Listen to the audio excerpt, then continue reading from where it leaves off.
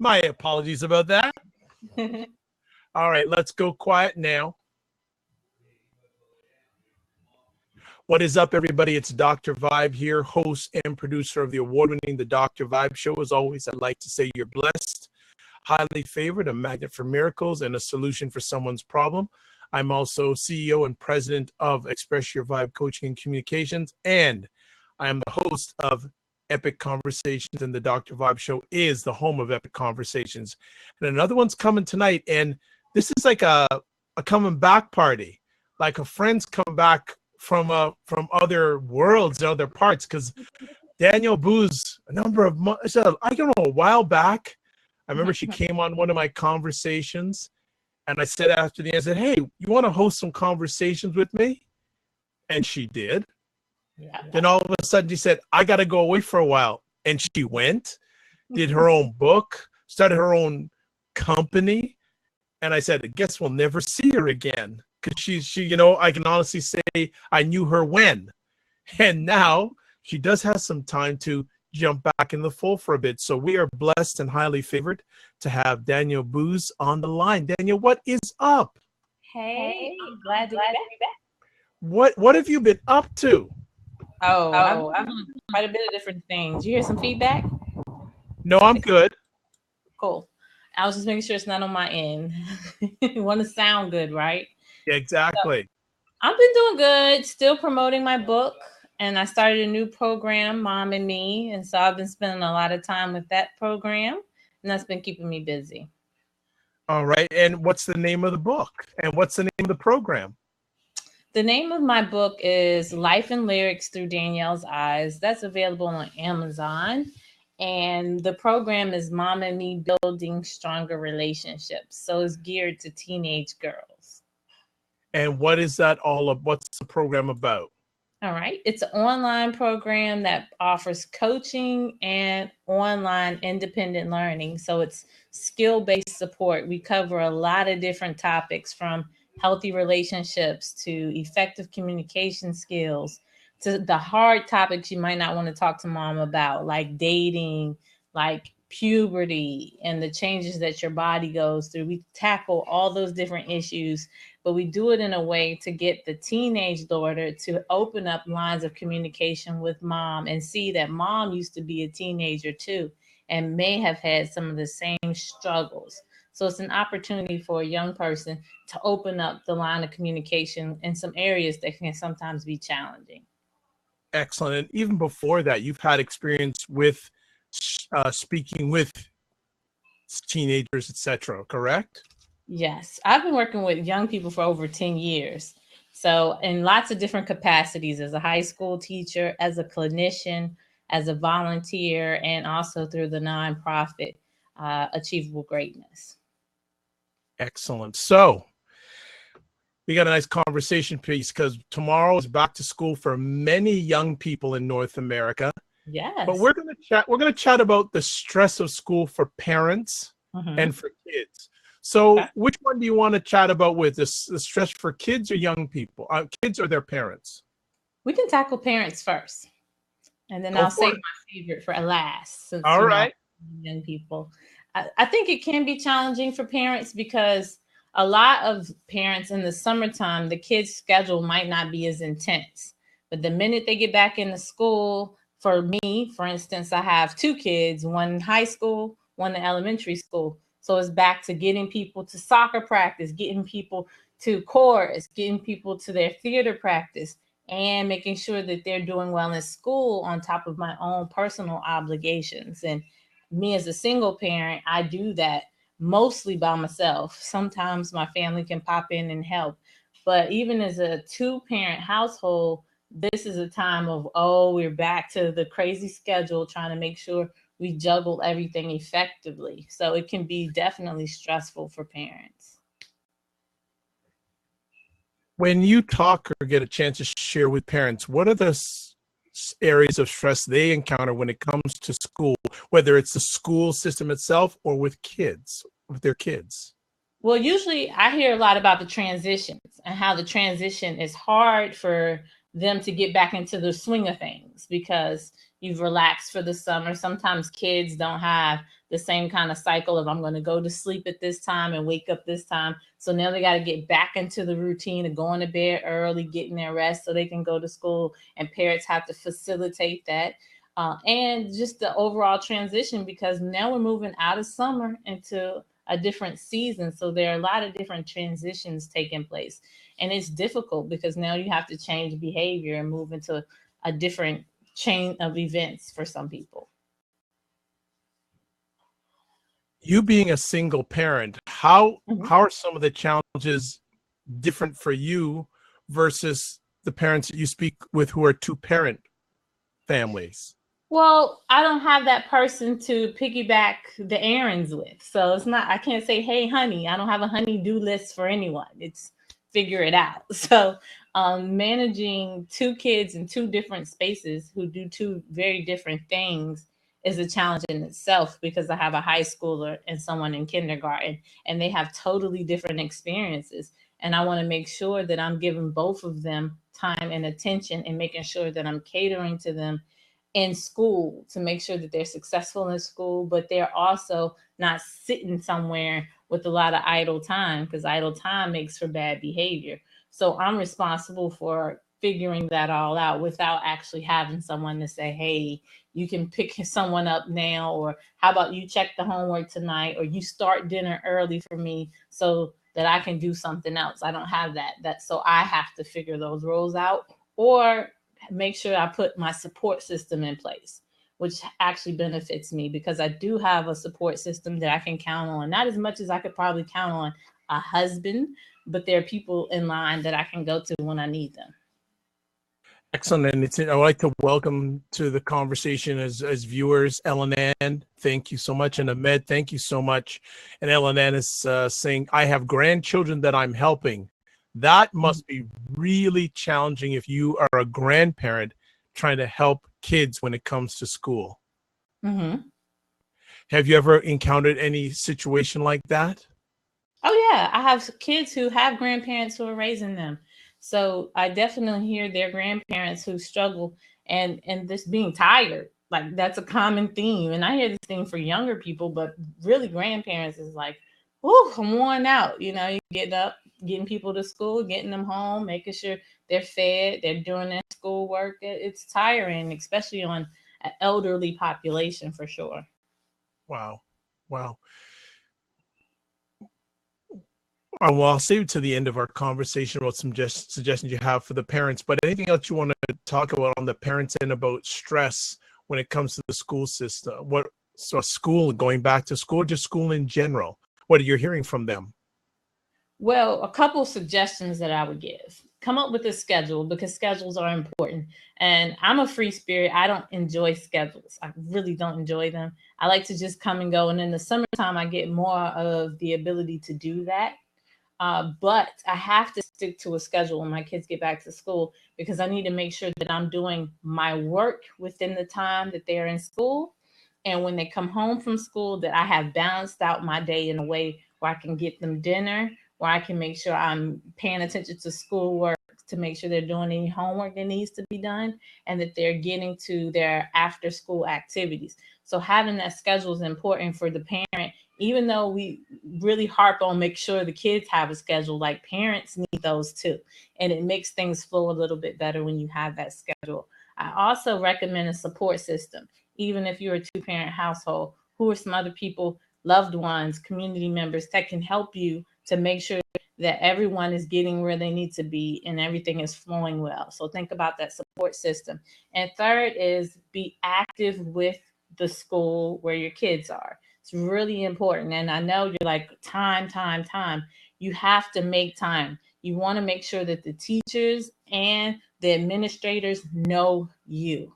It makes a world of a difference in the relationship that your child's going to have at that school and the education they're going to receive if you play a part in it, meaning you need to sometimes email, maybe call. Like I have a very busy life, but when I go to the parent teacher conferences, I introduce myself, I give them my email, I give them my phone number, and I stress the importance of letting me know what's going on with my kids. And I also tell them, hey, I check in. I'm a parent who checks in. And I have a note on my phone that says, hey, it's time to check in with the kids. And I try at least once a month to make communication with the teachers so that they know me, and they have a face to these kids. So they know that I'm holding them accountable and I'm holding my kids accountable. So make sure that you are doing that. Okay. Wanna and this is it brings up a very interesting conversation here that do you see parents more engaged or less engaged when it comes to the school system over the period of time that you've been dealing with education, etc.? Do you see them more or less involved or committed? Because you're giving good suggestions here, but the question is it, are you seeing less parent involvement, more parent involvement? Well, I will give you the perspective of two different school systems, okay? Because it's a major difference between one school system where my kids went to another. So I live in the Hampton Roads area, and mainly I'm in Virginia Beach currently. But before I lived in Virginia Beach, I lived on the other side of the water in Newport News, Virginia. I have been the same parent since my child was born, because I understood the importance of the parents' involvement in the education system. So from the moment she was in elementary school, I have played a significant role in her life when it comes to school. I've seen the shift based on my location and population with parents who come and are actively involved and have active open lines of communication with the teacher and the administrator, which means some school systems I see a robust, like in Virginia Beach. Right when I go to my son's school, like it's full. There's nowhere to park because there's so many people there. And even in the high school level, because a lot of people say, well, that's normal behavior for elementary school. But I've seen in middle and in high school here in Virginia Beach, parents are involved. However, when I was living in Newport News, when I went to see her at her middle school and I went to see my son at his school, there wasn't a lot of involvement. So there is a difference in location. And I think there are a lot of different variables there that cause that lack of participating, and one being they have to work. So, like I said, I get it from a perspective of there's only so many hours in a day, and I got to work and I got to take care of them. And when do I make time? But it's trying to be creative with the time. And like I said, having a system, me once a month, I email them and I expect them to respond to me. And that's the way that I can stay in contact with them without necessarily dedicating a lot of time. Well, it is a small world, and one of the reasons I love doing this conversation piece is that people find out things about each other they didn't know. And Ellen Ann says that she lives in Newport News. Wow, cool. So maybe you two can connect up with each other or engage each other and take it a little further. Also, want to say hello to I am. Well, there was a person on there, but they left, so no problem. Just let them go do what they want to do. So let's talk about the kids, the area that you are very passionate about. Mm-hmm. What's going on with them when it comes to stress? What are some of the factors that they're dealing with? Well, I'm not going to keep harping on it, but I'll tell you transition is a big deal. New things are changing. You're getting new teachers, and some people are transitioning from one point of life, elementary to middle, and some people are going from middle to high school, or some might be going from high school to college. Like those are big shifts in your childhood experience, and that can bring anxiety and stress. And so having discussions before school starts. My son went from kindergarten to first grade.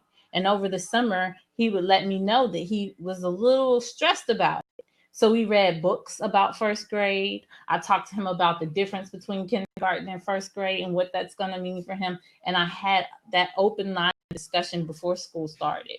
And I gave him the opportunity to ask his new teacher questions when we went for open house to get him comfortable with, okay, this is different, but there are some things that are the same. So I still got a classroom. I still have my own desk. And he was able to look at the board and read the names of the other kids and say, okay, well, I have two friends in here, maybe not as many friends as kindergarten, but I have some friends in here. And that helped to decrease some of that stress and anxiety because young people want to be able to be with their friends. So now we're moving to a new classroom, a new grade, potentially new people, and I have to build new relationships with new people. And they need to be able to be equipped to do that and also have a space to be able to verbalize how they're feeling. You know, a lot of times kids get pushed to the side because parents are so busy. Like, I don't want to hear little Timmy. I went it. You can do it because I did it. And you know that decreases and diminishes how they're feeling when you just say, "Well, I went through it. You be all right." You know, those kinds of statements make them uncomfortable to share with parents, and they're dealing with the stress. So two-part conversation piece when we're talking about kids and stress. First of all, how serious are parents taking the issue of kids and back to school stress or kids and stress in general? I think there's been a little bit of a shift here because last year we had a lot of issues with bullying. So Ellen might have also heard there was a case here where a young lady committed suicide because she was bullied. So the stress of what's going on in society, especially here in this area, I think is real. So I'm hearing conversations even at my daughter's high school level when they were doing back to school. They were addressing bullying. They were addressing the support they have on school to deal with stress. Because we also had the issue with threats at the school. My daughter went to Princess Anne High School, and last year there was a threat to harm students there. So that's the stress threats. Those things are all real, and they're having these discussions now. I think we need to do more than talk, but it's part of trying to get to a solution, trying to support and encourage and advocate for kids' safety and well-being, which is important.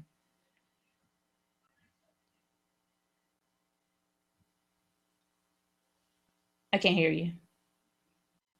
Sorry about that. Going, Uh-huh. Ellen Ann is asking, what grade are your children, may I ask, loving this? So she is so involved. So what grades are your children in? My son is 6. He's going to first grade. My daughter is about to be 15 and is 10th grade. So it's a big difference, big shift in difference. But I work with kids, primarily middle and high school kids in my nonprofit all the time. So I'm around kids all the time. So just the next step from the conversation piece I just asked you or asked you to share about, how serious are schools taking the area of stress and young people? I will tell you from a perspective of being a parent in Virginia Beach City Schools, I see that they are taking it seriously. I've seen school officials over the summer attend different outings and events where they actually address some of the limitations of school and some of the stress and issues that students are having, and they are planning for attacking it. I cannot say for 100% about other school systems because I'm not directly involved with them at this time. But from the perspective of a parent and just an advocate, because I advocate for kids in this area in Virginia Beach, I see that they're taking it seriously. I see that they're trying to put things in place. Like, for instance, they're having more mentorship programs that are gender-based. So it's one for males where they're specifically bringing men in to help mentor the men there and help them open up the dialogue to communicate, to understand what healthy relationships is and role model those kinds of behaviors. So I see that as one of the significant shifts in trying to decrease stress, but also improve some of those other living skills.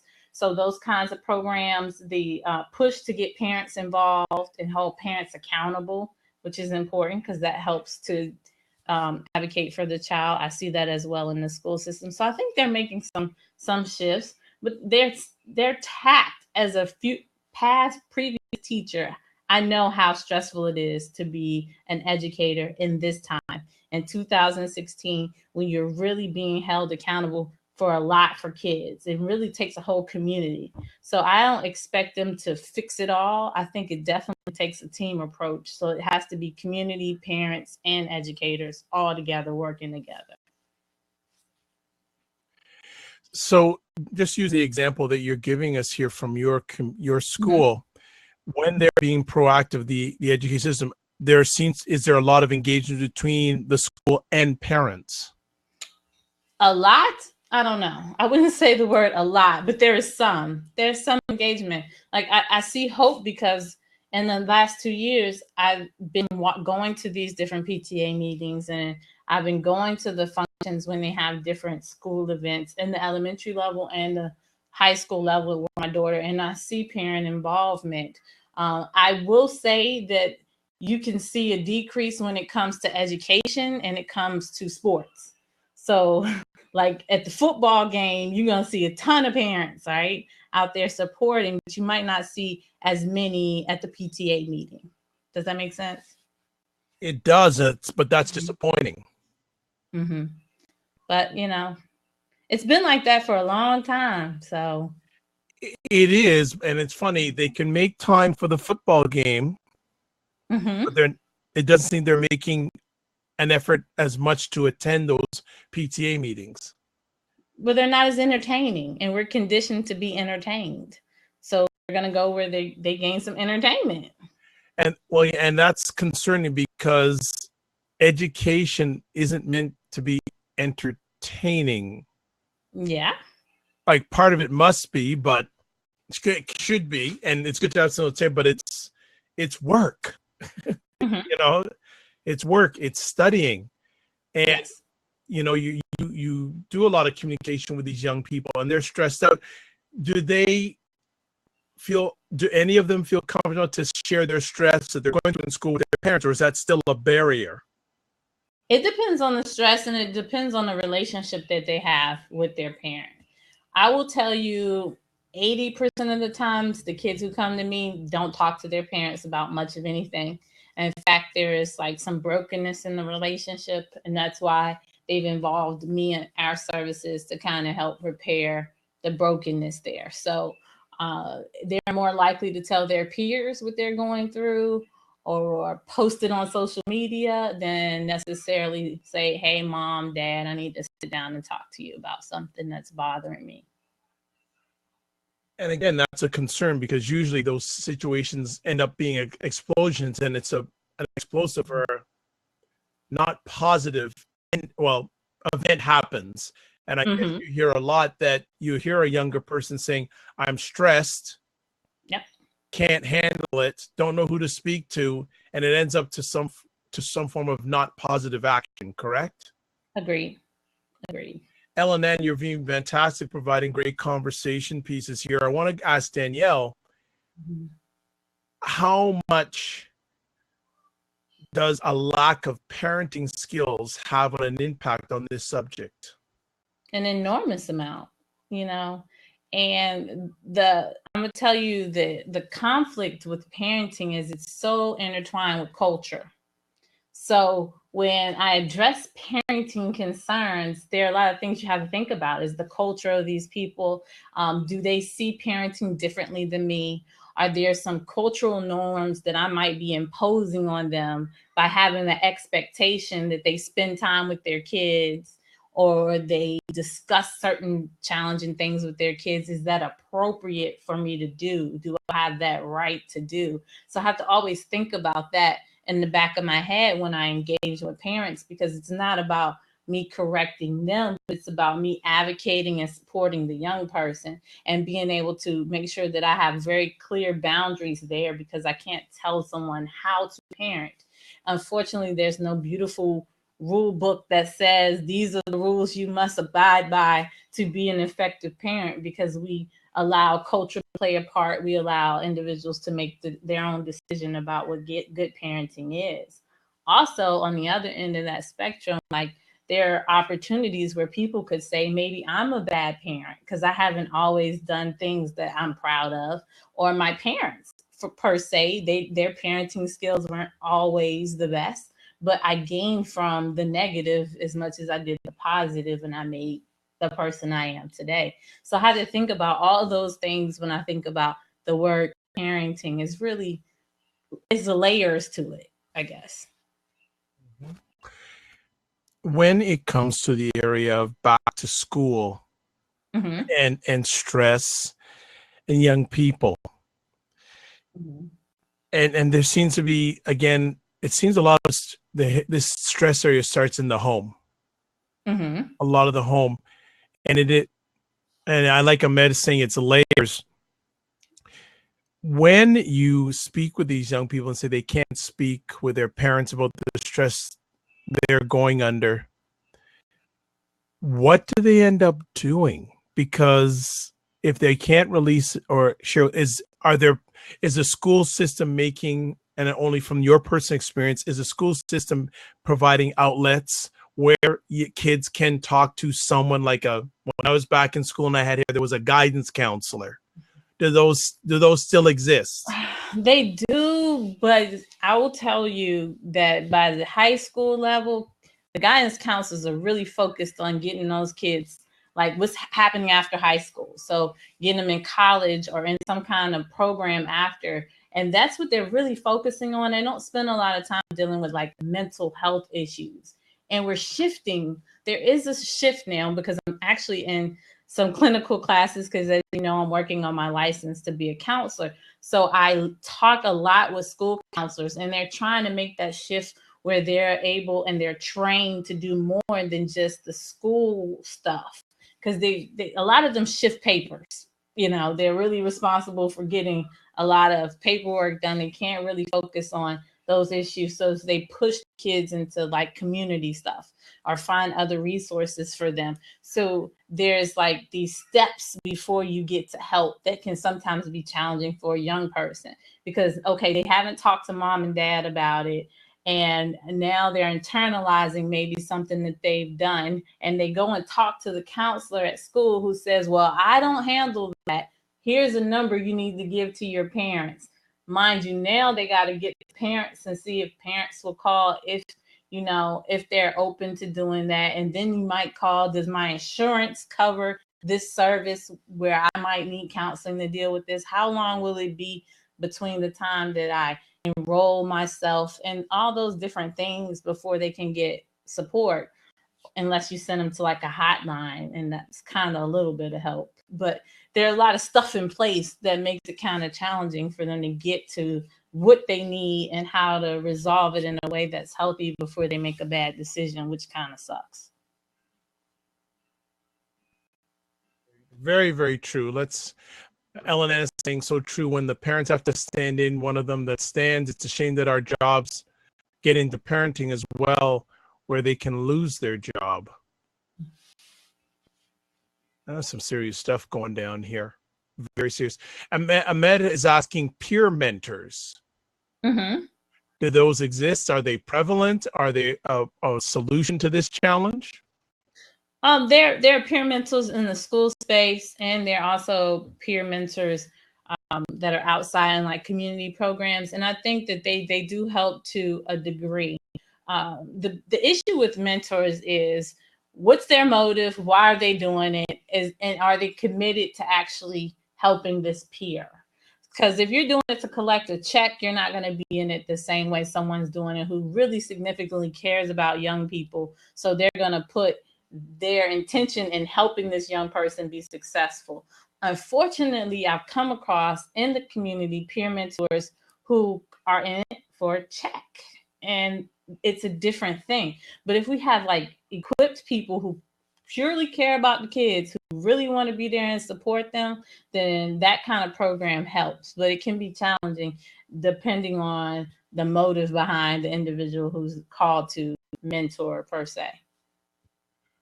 So how can the system do a better filtering of these peer mentors, or if they're coming through the school system, is there a filtering system that is there for them to do a check and balance? I would say there's probably some kind of system in place, but there's so little opportunities for people who are going to be able to say, hey, even though my life is full, like I have a full plate of responsibilities, I'm going to take this part of my plate and commit it to a young person that's not my own young person. What I get the most from parents is I really care about other people, but I care about mine more. And I'm already tapped to take care of my plate. So I can't add little Susie on my plate, even though I know little Susie could benefit for my support. So when you have limited people even coming to take on those opportunities, you almost don't want to push those away who may mean more harm than good.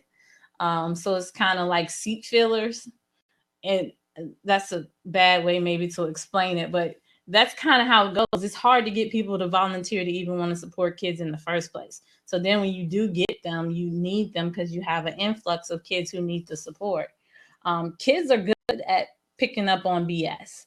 So one benefit there is if you do put someone in place who really is not here for the right reasons, kids usually can pick up on that, and they'll be quick to say, I don't got time for you. No, I don't want nothing, no parts of you. And so that would wean them out that way. Wow. It just sounds that this subject is getting more and more challenging. And in light, too, that from what I understand, and correct me if I'm wrong, funding in schools is not going up, it's going down. It is.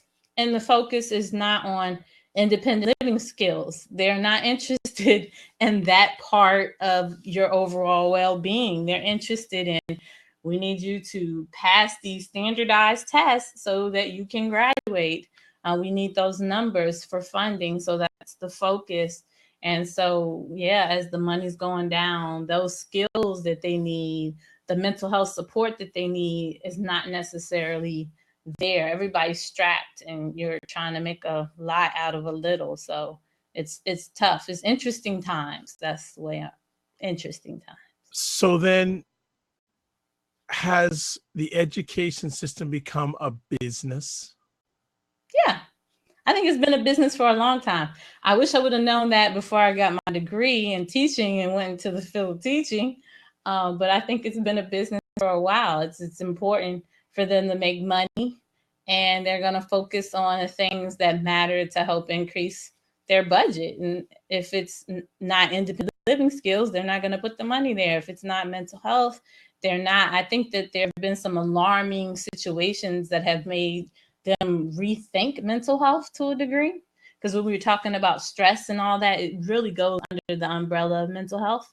And so I think some of those significant traumatic things that have happened nationwide is making them focus more on how to make some changes. But we still have a lot more work to do in that area, because even if we're, like I said, they're making this shift where school counselors are going to need to really be trained on more mental health so they understand how to. And when you go through the school counseling route, I'm not saying they don't get any of those classes, but I'm saying that it's a different course load, different skills that they focus on. So they're making the transition, so they need to know more mental health stuff too.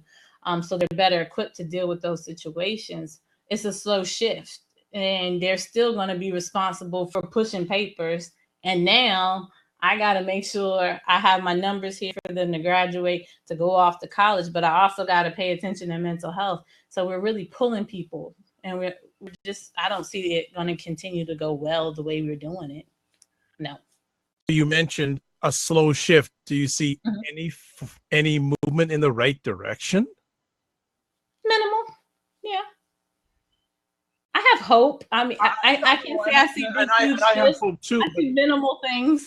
No, and I have hope also. But the concern I have is, as one of my regulars says, Henri Morris, time never lost a fight. Yeah. Yeah. So I think my biggest shift is we need more of the community approach. Instead of just putting it on one significant population, it takes everybody. So educators, community leaders, parents, all those individuals in the community can help this change, this shift, so it's more positive. The route we're going, we tend to put the blame on other people. Well, the kids, it's because of their parents, and then the teachers, then the parents say no, it's because of the teachers. And we're just shifting over here instead of determining, hey, we all collectively play a part in this demise, and we all collectively need to do our part to fix it. Well, Ahmed, welcome to the conversation. Hope all is well on this Labor Day weekend with you and the family. Paying honor and respect to you both. Right back at you. What would you like to join in with in this conversation? I think it's such an important topic, and powerful, and I mean, I'm just so appreciative that Danielle has taken this charge, because as a parent of two children that go to the same high school, both my wife and I are very active in the school. We've always been active in their schooling from the time that they started. But it is extremely overwhelming as a parent to be active. So many other kids start reaching out when they see that you're active with your child. Then they're like, Mr. Hazel, can you give me a ride home? Mr. Hazel, I need $1 for lunch. And I start to see the shift where the parents themselves, they will start to tell their kids, if you see Mr. Hazel, ask him for a ride home. So it's like they themselves start to pull back on their own children, and it gets extremely overwhelming. And I don't see where the system itself is moving in a positive direction in relationship to mental health and the children. I need mental health with these kids. Don't we all?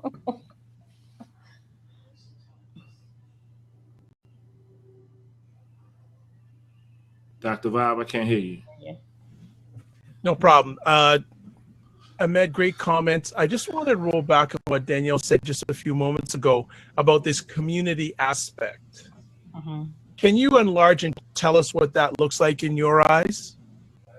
Well, I think for me, when I say community, there's significant roles that everybody plays. So if we don't have the whole structure working well, then it's going to be flawed somewhere. It's not going to work well. So we need teachers who are committed to actually educating youth, who have respect for the youth that they're educating, because that's really important when it comes to education and educating young people. So they're instilling positive, healthy relationships, role models, modeling those kinds of things. And on the teacher level, we need parents who are modeling good behaviors, who are parenting and caring and educating their kids when they come home, and holding them accountable for their behaviors when they're home and when they're away. And then the community, the same thing, role modeling behaviors, giving them opportunities to show skill sets that will help them be successful citizens when they're adults. They can be modeling adulthood to a degree at any age. There are some independent skills that you can start gaining even in elementary school that'll help you when you are an adult. So just as a community, modeling, playing our role, doing our part is what I see to make things better. And to be even more specific, like the issue where we talk about mental health, there are a lot of clinicians who can go in the school system and volunteer time to help. Maybe have this banking system of time where you bank 10 hours for the month and you say, I'll help a school in need and go. There are things that we can do, take initiatives to fix some of the limitations we have in schools, but it takes a collective experience. Or you feel like Ahmed when he was talking about all the kids I have that problem too. Like my daughter's my daughter's friends, like they have all these struggles and I'm trying to support them to a degree, but I have to really focus on mine. And because that's my priority, that's my primary responsibility. Even though I want to help everybody, I have to take care of mine too. Yeah. So it's taxing on one person if we don't do it collectively. That's awesome. So the sense I get here is that kids are taxed out, parents are taxed out, the education system is taxed out. That isn't a good recipe for success. So how challenging, what has to happen for a turn? Everybody has to do their part. I mean, and those who decide not to do their part, we're going to have enough people who do to stand in, because although I have very positive thinking, I understand reality. And even though we have this great conversation here, 9 out of 10 times, I'm not going to always get this parent who says, okay, I see a problem in my parenting skills and I'm going to make this shift. Sometimes I get parents who say, my way or the highway, and you figure out how to take care of little Johnny and don't worry about what I do at home. So then I have to step in and, well, what can I do to best support little Johnny despite knowing his mom might not do it at home? And that's just the reality, and that's the situation that I have to deal with. So we have to get collective and determine that we ain't gonna save the world. We just got to make sure that the ones who are interested in this save, we are doing it together and collectively doing our part. I want to delve into this further. When you say community, for Mhm. this to be most effective, does this have to be a community cross-cultural initiative? Definitely. Definitely. But we know cross culturally that that's a challenge, because like Yeah. we struggle culturally just to get some of the same rights and abilities just as Black people. So for me to say, yeah, I know that that would help, but are we there yet? No. So what do we do in the interim? I really focus on what part I play in making it better, even though it might not be a major part. The part that I'm doing is very significant in someone's life. And so if I'm imparting in other young people to have that same characteristic where you go help someone, eventually we are going to help more people, because I'm teaching as I go. So then I'm leading the next person to do it, then the next person to do it, and it will grow. It might not grow where I see it in my time, but I know it's working. It's effective. So I'm going to keep doing my part. Ahmed, And go ahead, Ahmed. as Danielle stated earlier, I noticed that too, with all of my kids being in sports, from wrestling to basketball to football, those games are always extremely packed. Mm-hmm. And the PTA meetings or the parents back to school night, those aren't as packed. Mm-hmm. And it, again, like Danielle said, every parent has their own method, and they want to be isolated in that method to keep from being abrased to grow, learn, and develop into being a better parent, because they think, well, I had the child, I've raised the child, I am the parent. Mm-hmm. And not, well, are you communicating with your child, because your child is coming to me saying that these are the problems that they're having, and if you're surprised by that, then obviously the child is feeling more comfortable talking to me than they are talking to you. So maybe you might need to improve in your communication as a parent. So again, my kids go to a multicultural school, but it's still the same challenges, even at that school. So I think that my wife and our position is, and my wife is even more active than I am, we're just supporting the kids that we can. Mm-hmm. What, Danielle, what do you say of Ahmed's situation? How do you feel that him and his wife are handling it? And I think that's what I'm doing as well. And I think that someone did that for me. I talk a lot of times about my high school teacher who really played a significant role in me making the shift from doing some crazy stuff to actually making better decisions. And to her, it could have been, well, I have a class full of kids who need support. So why focus on Danielle, But she decided, hey, I can at least do something significant in her life.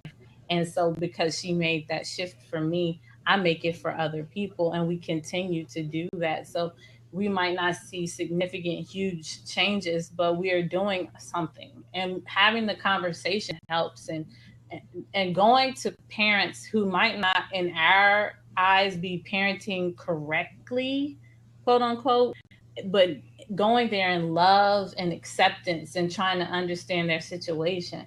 Because I have been known for it sometimes too. Like, whatever, you had them kids, figure it out, kind of that kind of perspective in my head. You lay down, and made them, so you need to figure out how to take care of them.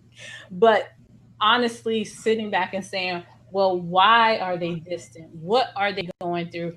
Are there some community resources that can help mom out? Because maybe she's not giving her kids enough time because she's so worried about paying the bills, or maybe she's so worried about food on the table.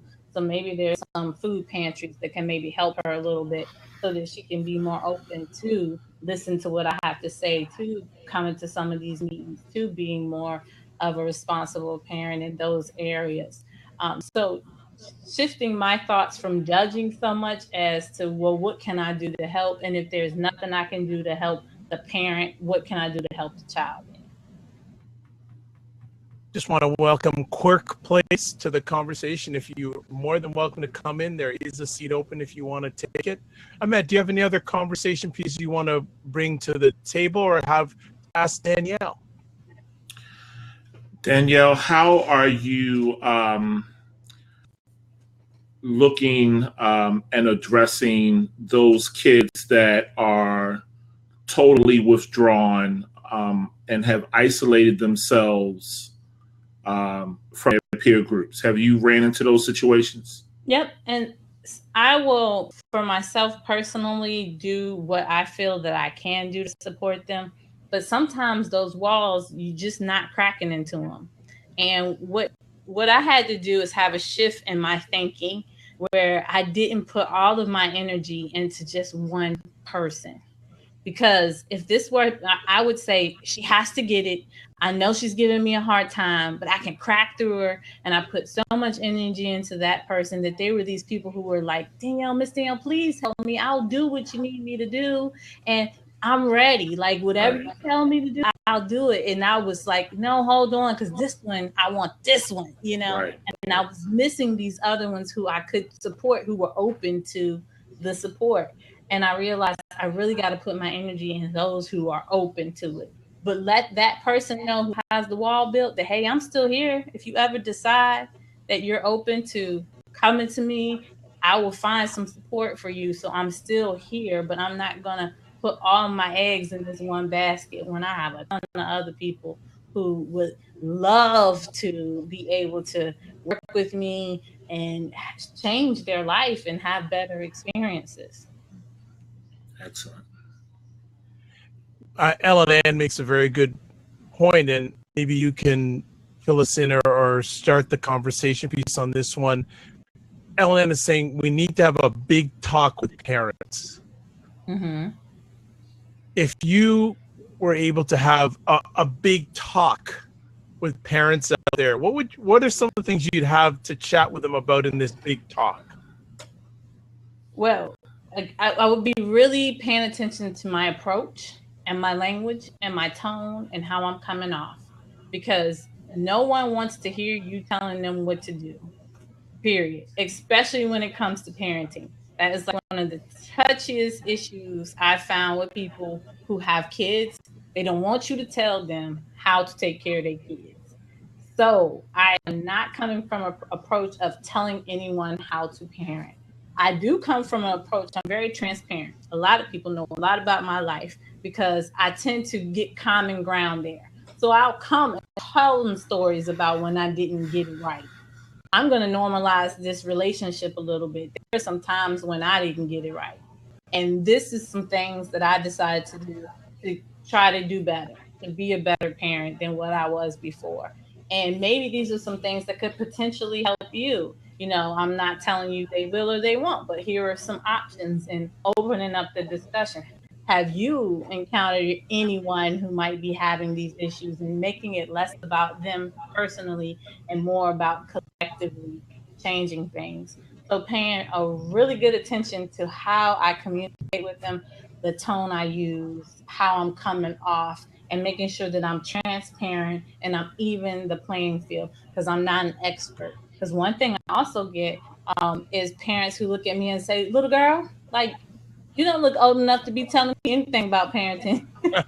Okay. And so managing that piece and expect having the expectation that some people are gonna, just from the whole generational thing, not be interested in what I have to say. So how am I gonna break those barriers down to show them that I don't think I'm the know-it-all, and I believe that everyone brings wisdom to the table and I can learn from you just as you can learn from me.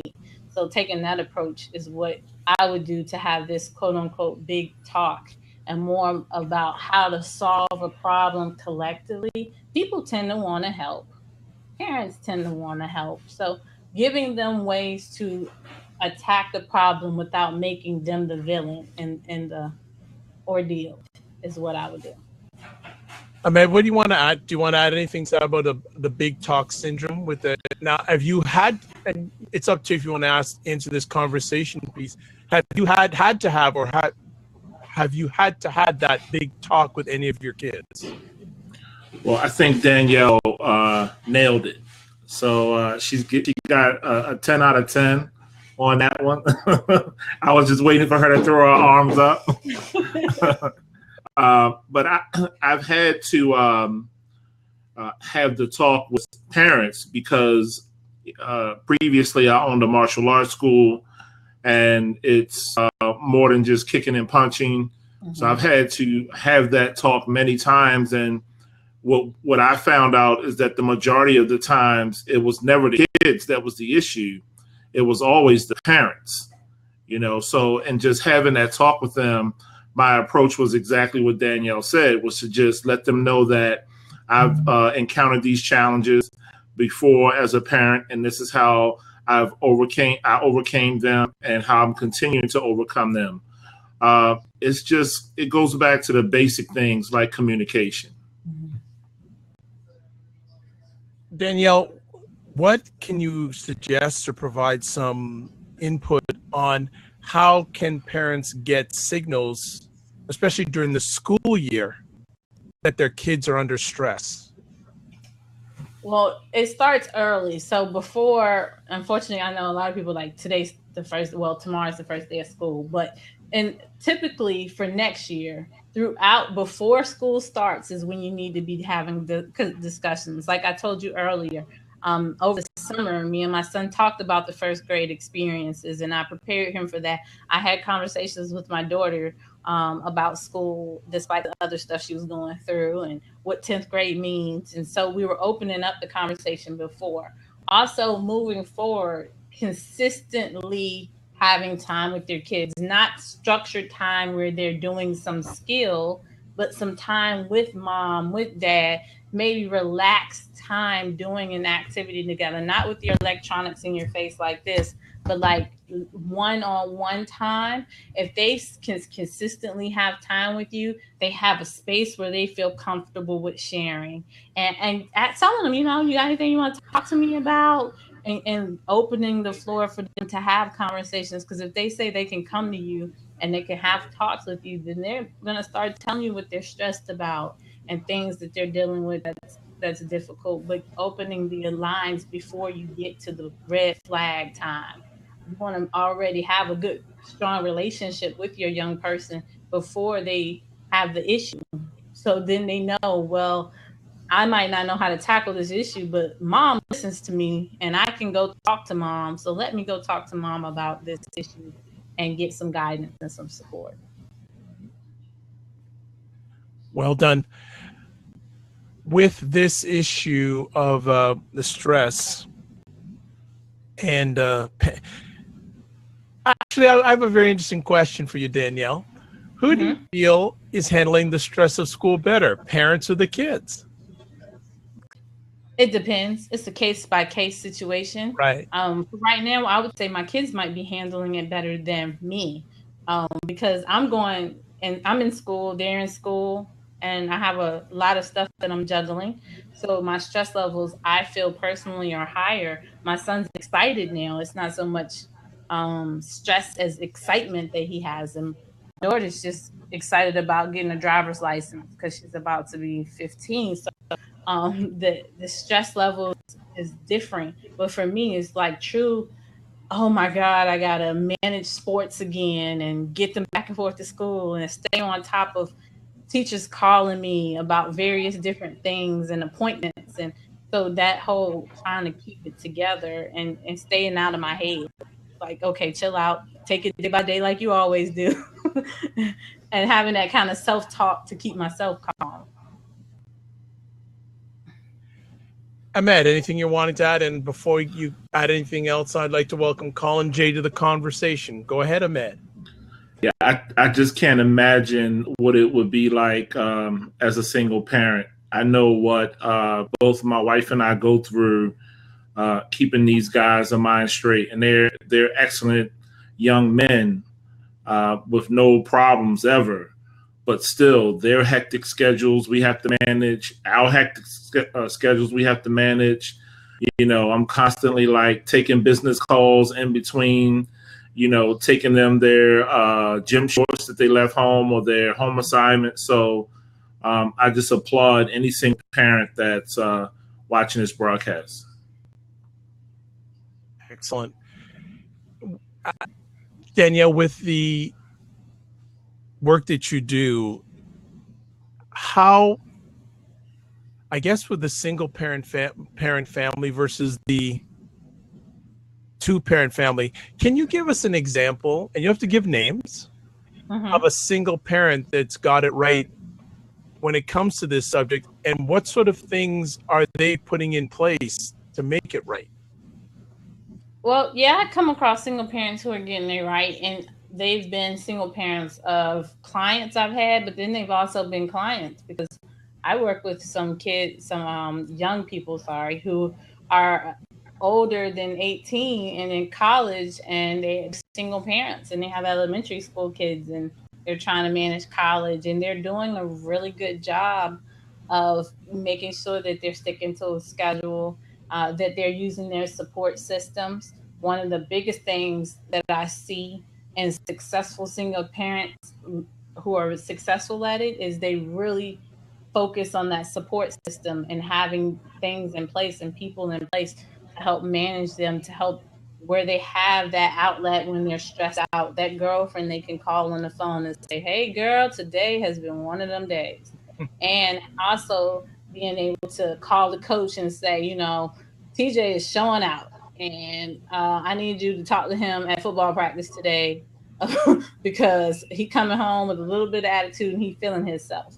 So there's this male coach that can kind of help out with that. So using the support system wisely, using the community resources that are available to them in their community, and advocating for their young people on all fronts.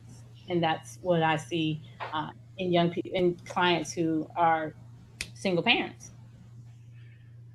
Good point brought up by Ellen Ann, and it's interesting. We never think about the single fathers that are getting it right. Do you know of or had any clients who are single fathers and having to deal with this issue? Just a few, because I'm in the military area, so I have come across some definitely individuals in the military who are single fathers who are trying to manage being in the military and being a single dad, and you know, those kinds of things. So there are a lot of different dynamics of parents. So I've seen the single dad, I've seen the grandparent, or you know, the single grandparent who may be a widow or widower who's taking care of the kids. There are a lot of different families are looking very different. So yes, I've seen all different kinds of structures of families. Ahmed, any takes you have from the last few minutes of conversation? Yeah, I remember seeing a single dad when I was coaching football, and he was always very schedule oriented. He was always complaining to the coaches that the after practice team talk was way too long, you know. And finally, I asked him, I'm like, you know, it wasn't me, I wasn't the head coach, but I asked him, you know, is there something going on that we should know about? And he said, well, I'm a single father. I have 3 sons. I have to make sure that they're in bed. I have to make sure that they're fed.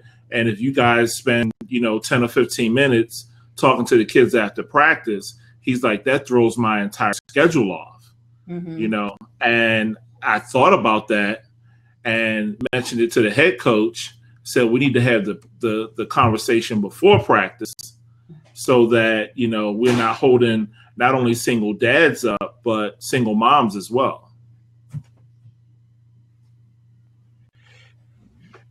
Where do you feel that there is hope with this issue, Danielle? Because you say you always have hope. Where is the hope that you see that some of us may not see? Well, it was one thing that Ahmed just said that's part of this hope thing is where you notice someone's experience and you make adjustments for them. So accommodations per se. So what accommodations are we putting in place and doing more of that kind of seeing where someone is at and where you can help them so that they can have a better chance is where I see hope, where we're changing the idea of what traditional parenting looks like to a space of it takes a village. It takes a whole village to do this. And if you are doing this by yourself, and like the example he gave was perfect, where, hey, my schedule, I have to stick to this schedule. So now they change the time of the meeting to before instead of after. And that little kind of small thing, but it's a big thing for that single dad who might be coming home stressed out because now I've lost 30 minutes because they're going to bed 30 minutes later and it mess up the whole flow of the evening. So those kinds of things give me hope because that's part of the shift. I do think that we need to do some drastic shifts in things. I don't personally see it happening because economics plays such a big, significant role in this. So early when I was talking about the layers, economics is part of that. And really the money that we need to make the shift and provide the resources is not right there right yet. But I think that we're going to continue to make moves in the right direction. Excellent. Ahmed, where do you have hope if you do? I think that it takes, my hope is in, seeing and encouraging parents, other parents, trying to be the example. Mm-hmm. Some parents just say, whatever meeting or whatever event that's taking place, we know that the Hazel family is going to be there. Mm-hmm. And I try to just encourage other parents. Yeah, I look forward to seeing you. And we try to build a community around whatever we're doing, whether it's, we build community around my son's basketball team. We build it around the school. We build it around the football team just by associating with the parents and kind of letting them know, hey, we need you. And I think parents are responding to that slowly, not as drastically as we would like to see it, but slowly. If I can just reach one, as they would say in the church. Ellen Ann makes another comment saying it's funny how many parents culturally invest money in entertainment versus education. That's conditioning, though. We're Can you conditioned expand to entertain. Can you expand on that, Danielle? So if you pay attention to the media, if you pay attention to the messages that we are getting bombarded with, we are bombarded with the message to be entertained, to be self-fulfilling, having those kinds of behaviors where I want it now, so I'm just going to focus on what makes me feel good, what's pleasurable. And education isn't seen as a feel-good pleasure, as a different feeling there. So we have conditioned to make the word entertainment mean something different than education. So we focus on entertainment because entertainment is pleasurable and education is not. And I think too that what we're trying to do most of the time with entertainment is we're really trying to anesthetize whatever issues we're dealing with. If we can be distracted for any moment from the current issues that we might be dealing with in our homes or our personal lives, then hey, let's run to the entertainment. Again, I always like to say, are you not being entertained? Because that's what we love. We love entertainment, and it just takes us away from our current problems. It's whatever your drug of choice is, whether it's parties, drinking, whatever it is, it's a drug. Definitely. Well, and Leon, I like what you said. Knowledge is power, but I'll just take it to another level, saying applied knowledge. Knowledge is power. Yes. I say applied knowledge is power. So let me ask both of you as parents, what is your vision for the next year when it comes to your young people and school? I love this question. I think I've shifted my paradigm of thinking with my daughter because, as y'all know, she struggled a lot, mental health stuff going on. And there was one time where it was like, excellence. I just need you because you're so smart. And my daughter's gifted. She's been gifted since kindergarten. And so I saw PhD, Harvard, Yale, all these kinds of visions for her for a very long time.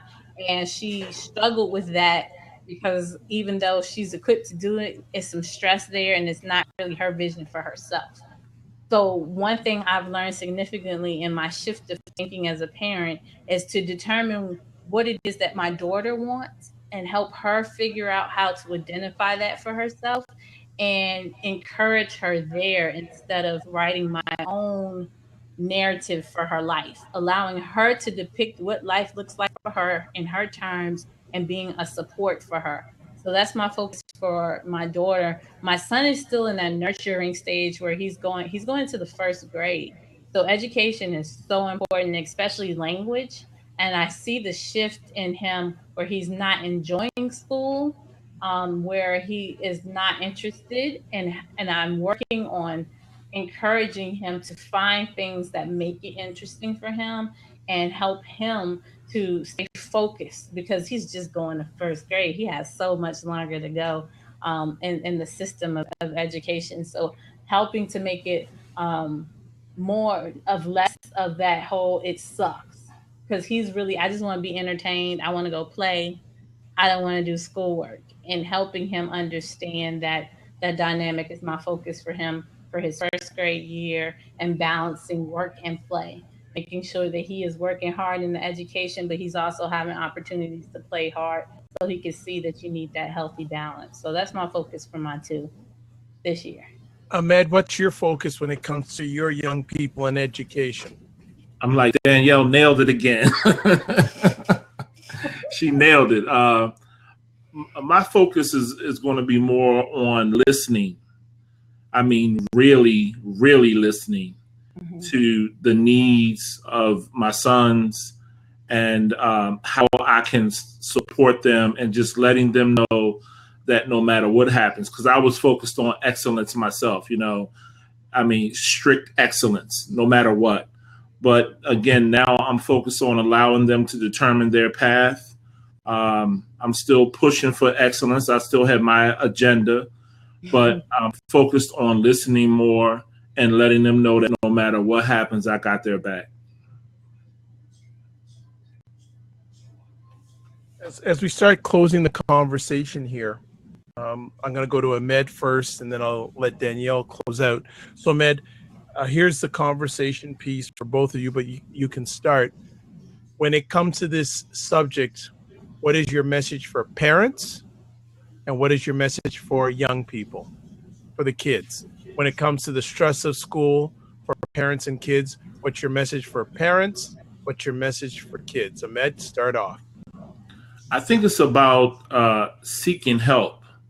I think it's about releasing ego, where, I like to say ego is easing God out, but we need to release the ego, reach out for help, and know that it's okay that we don't have all of the answers. I think that a lot of times we fall into the space of feeling like we need to know all of the answers. And myself, I reach out to other fathers and I say, well, I like what you did. I like how you said that. Teach me that. Tell me about how you do that so that I can see it and understand it and embody it and get better in that space. So I like to take what is useful from all aspects so I can be a better father.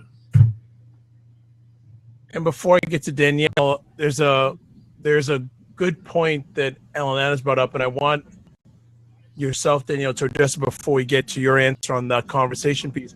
What about the whole issue about school for parents, they treat it like a babysitting service. What do you have to say about that? For me or Danielle? Okay, Ahmed, you can look at that first, and then I'll let Danielle go at it. I think a lot of parents do use it as a babysitting service. They use it as an opportunity to disengage from being a parent. I know that, at one point in time, with my older children, I have a 29-year-old. I know when he was younger, my perspective was work, work, work, work, work. And it got to a point where I started to realize, well, I'm working so much. Is it to really work to make money, or is it to really, you know, get away from my responsibility as a parent? And I think that some parents look at school in that fashion. Let me push them here. Whatever after school program or before school program I can put them in, fine, because that'll give me more time to do what I need to do to be away from them. Danielle? I think that's a valid concern that parents have. I can say from my own personal experiences that there have been times where I've been like, I'm so glad that she is back in school because now I get to breathe for at least those couple of hours. I might be at work, but I don't have to worry now about how I'm gonna feed her throughout the day because now school's gonna feed her. And I don't have to worry about her sitting at home with a lot of idle time and getting in trouble because now she's back in school and they're kind of making her focus on schoolwork. So from that shift of wanting to put her someplace, I've been there. I've felt those experiences, and it comes from a place where some people might say it's a nasty place, but it comes from a space of overwhelming. I'm overwhelmed. I need a break, and go there. Like let them deal with you for a while so I can get my break. So when I think about it from my personal experiences, then that means that parents need some support. Like they need that something to help fill in that gap where they're not looking at school to be the babysitter to help push something away that they need to focus on, where they're not using after school programs as the space to not be a parent, where we're actually coming in, figuring out what's going on for that family and offering some support to help that parent see that no, we're not shifting them someplace because you don't want to do your job. We're putting them in environments where they can improve themselves, but they also need you to play your role when they're home, and they need you to advocate for them and participate in their events when they're at school. So you still have a responsibility. It's not a babysitting space.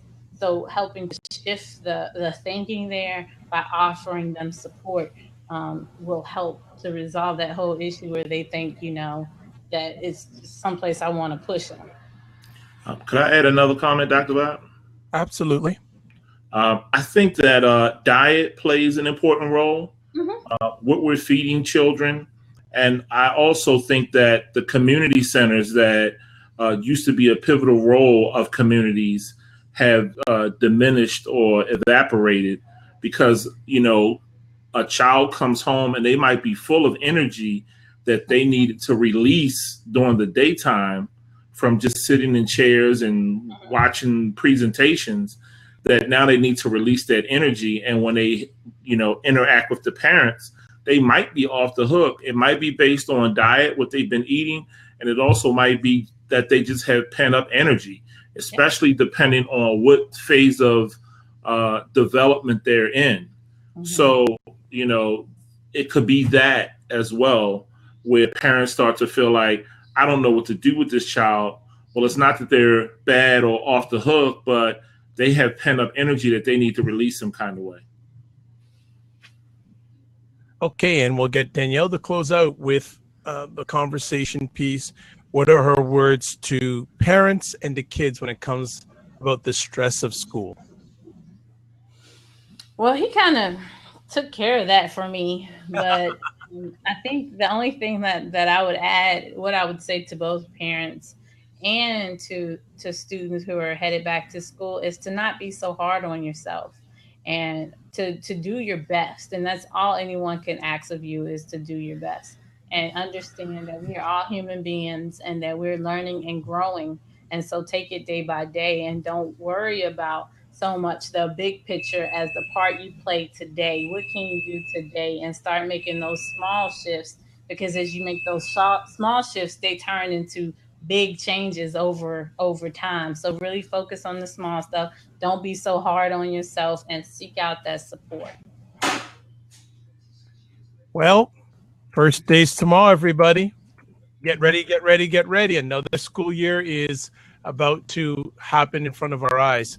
So before we let everyone go, I'd like to say thanks to Ahmed and also thanks to Danielle, especially Danielle. If people want to contact you or connect with you, how can they do that? Not only mention it verbally, but if you can put it in the chat room also. Okay. I have a website where you can find me. You can search DanielleBoose.com or Achievable Greatness. I'm going to put Achievable Greatness over here on the side. And you can go there and connect with me. I'm on all social media by my name. So that's how you find me. Would you happen to have the link to your book? Sure, I can grab it right quick while we're talking. Absolutely. Sure. Fantastic. I'd like to thank everyone who joined on the conversation tonight. Leon, Daniel, Ahmed, Quirk Place, Ellen Ann, who's jumped off, who was basically there from the beginning, Colin J. There were a few others who stopped by, so it's appreciated, not taken for granted. There's the link for Danielle Boose's book. Mm-hmm. Make sure you get it. It is so good. Myself, if you want to touch base with me, I will give you my contact information here. That is my Twitter handle.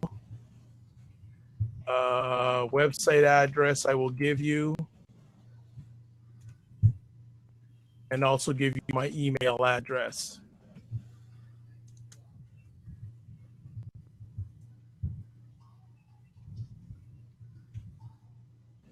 Okay, so there's Twitter handle, website address, and email address.